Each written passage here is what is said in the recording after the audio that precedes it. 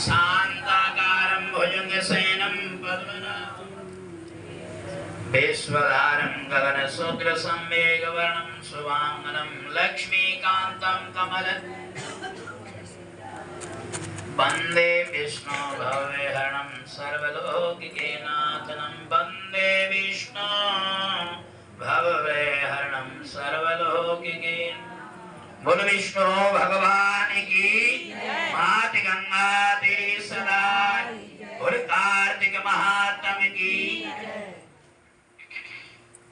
तो पृथु राजा कहते हैं नारद जी कार्तिक मास का व्रत करने वाले लोगों को आपने बहुत ही उत्तम फल के बारे में बताया है और वे प्राणी धन्य हैं जो कार्तिक मास का स्नान आदि करते हैं। नारद जी बोले कि पूर्व काल में सहिद्रत देश में कवरी नामक एक जो ग्राम था, वहां पर एक जो धर्मदत्त नामक जो है ब्राह्मण रहा करता था। वे ब्रह्मा को भी जानने वाला अर्थात ब्रह्मा जी के जन्म से पहले का था, इसलिए वे और हमेशा ओम नमो भगवते वासुदेवाय मंत्र का जो जाप करता था, निष्ठा करता था, अतिथि का पूजन करता था, बिना अतिथि को भोजन कराए वे भोजन नहीं करता था। अतिथि स्थान मित्र और को एक गांव वालों को अपने जो किसी भी नगर वाले को जो है वे नहीं मानता था।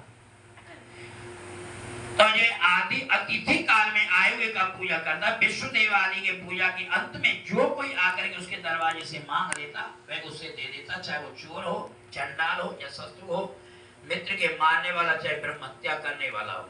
जिसके घर में अतिथि का पूजन नहीं होता, ये ध्यान रखना कि अतिथि जो है उसके पुण्य को ले जाता है और अपना पाप जो है उस घर वाले व्यक्ति को लिए दे जाता है।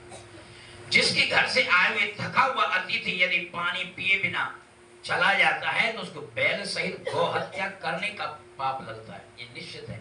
कार्तिक मास में दरवाजे पे आए हुए अतिथि चाहे कोई भी है उसे जलपान करा देना अवश्य चाहिए।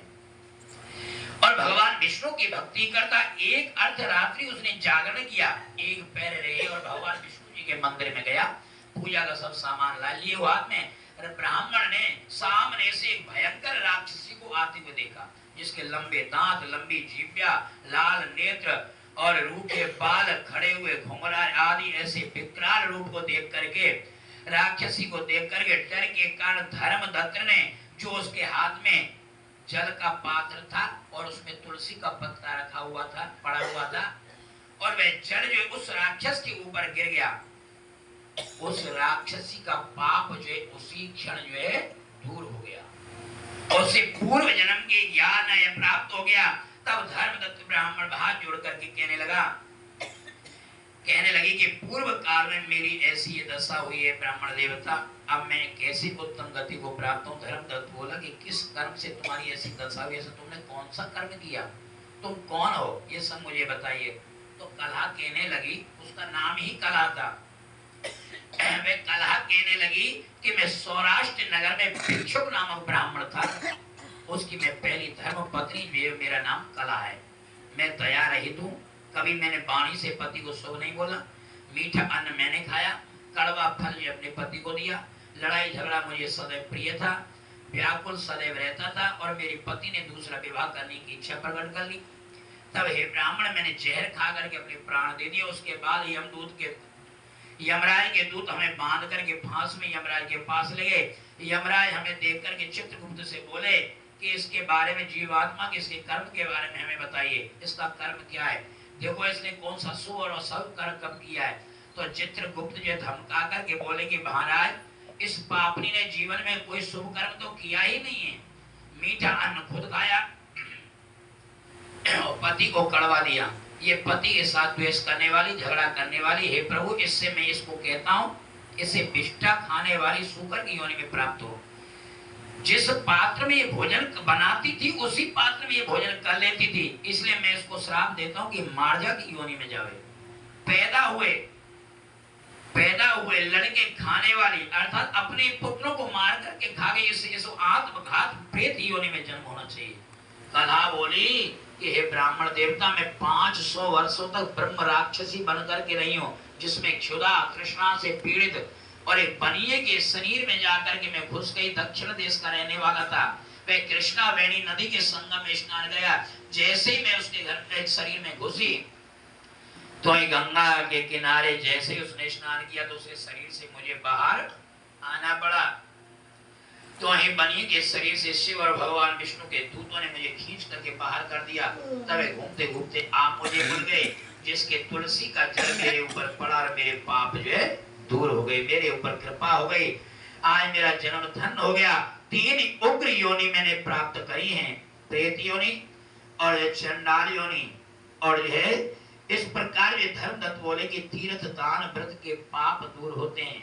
अर्थात गंगा भी जो है प्राणी के शरीर को धोती है, मन को नहीं धो सकती है। मन तो खुद पवित्र करना पड़ता है। तो भगवान ब्रह्मा जी कहते हैं कि नारद जी कहते हैं राजा पृथु, जब धर्मदत्त बोले कि तीर्थ दान व्रत के पाप दूर होते हैं, प्रेत की देह नहीं दूर हो सकती है। तुमको देखकर कि हमारे मन में बड़ा दुख उत्पन्न हो रहा है, तुम्हारा पाप बहुत है, पुण्य बिल्कुल नहीं है। इससे हमने जन्म पर्यंत जो कार्तिक में व्रत किए हैं अब तक, हम उसका आधा पुण्य जो तुम्हें अर्पण करते हैं। क्योंकि कार्तिक व्रत की समता तो कोई यज्ञ दान व्रत तीर्थ आदि भी नहीं कर सकता है। ऐसे बोल करके धर्म तुलसी युक्त जल अभिषेक करके 12 अक्षर ओम नमो भगवते, ओम नमो भगवते, ओम नमो भगवते मंत्र सुनाया और जल उसके ऊपर छिड़क दिया। वह कलह प्रेत योनि से छूट गई, जलती अग्नि के समान उसके पाप तत्काल क्षण नष्ट हो गए। और वे लक्ष्मी के सुंदर स्वरूप धारण करके वो भी कहने लगी ओम नमो भगवते, ओम नमो भगवते, ओम नमो भगवते। और कलहा ने ब्राह्मण को नमस्कार किया, उसके चरण छुए और कहा कि हे ब्राह्मण देवता, आपके कारण मुझे उत्तम गति मिली है। पाप रूपी समुद्र में डूबे हुए तुम मेरे लिए नौका बन करके आ गए। नारद जी कहते हैं राजन, इस प्रकार ब्राह्मण से बोलती हुई और अपने तेज स्वरूप विष्णु भगवान के गुणों से युक्त और ये सुंदर विमान पर बैठ करके पुण्यशील और सुशील जो भगवान के पार्षद थे वो इसे लेने के लिए आए। अप्सराओं के साथ विमान में बैठ गए और विमान को देख करके धर्मदत्त भी ब्राह्मण भी जो है मन में क्षुब्ध होने लगा कि जो है मैंने आज तक भगवान की कितनी पूजा करी कि मुझे भगवान का दर्शन अभी नहीं हुआ। क्योंकि पुण्यशील और सुशील ने कहा कि ब्राह्मण देवता आप निश्चित रहिए, स्वयं भगवान विष्णु जो है तुम्हें जो है अपने धाम में बुलाएंगे। और उसकी सराहना करने लगे कि तुम जैसा ब्राह्मण पृथ्वी पर दूसरा कोई नहीं होगा, जिसने एक जीवात्मा के उत्तम उद्धार के लिए अपना आधा पुण्य जो अर्पण कर दिया। तुमने बहुत अच्छा कर्म किया, भगवान विष्णु में तुम्हारी बड़ी प्रीति है, सदा तीनों पर दया करते हो, तुम धर्मज्ञ हो, भगवान विष्णु के व्रत करने वाले हो।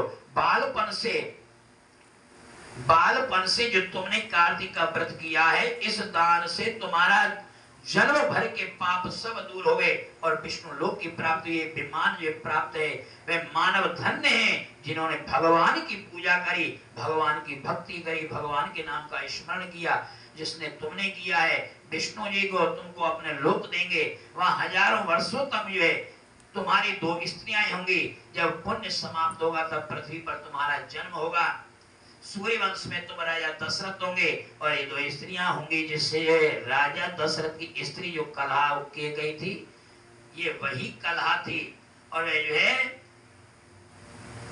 राजा दशरथ के साथ उसका विवाह संपन्न हुआ। और जो पार्षदों ने कहा कि तुम्हारे घर में स्वयं भगवान विष्णु राम जी के नाम से जो प्रकट होंगे और तुम्हारा जो उस समय पुण्य उदय होगा। बोल विष्णु भगवान की जय। श्री कृष्ण गोविंद हरे मुरारी।